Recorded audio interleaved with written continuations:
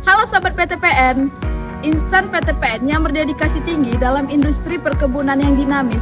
Pengelolaan risiko adalah kunci keberlanjutan dalam sebuah pencapaian. Yuk, mari kita simak apa itu Sadari. Sadar. Sadar adalah suatu fondasi dalam penerapan sistem manajemen risiko. Dengan kesadaran, personil sadar akan posisi dan tugas dan tanggung jawabnya.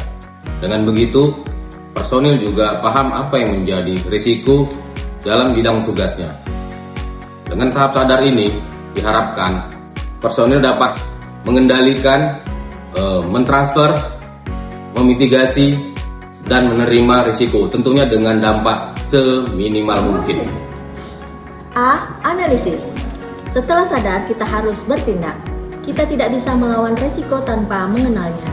Lakukan penilaian mendalam, identifikasi sumber bahaya, ukur kemungkinan dampaknya, dan prioritaskan mana yang paling mendesak. Analisis yang tajam menghasilkan keputusan yang tepat, bukan sekedar asumsi. D. Dokumentasi. Budaya risiko yang kuat harus terstruktur. Setiap risiko, setiap kejadian, setiap langkah pencegahan harus dicatat secara sistematis. Dokumentasi adalah memori organisasi kita. Ini adalah bukti kerja keras dan menjadi acuan untuk evaluasi dan perbaikan berkelanjutan di masa depan.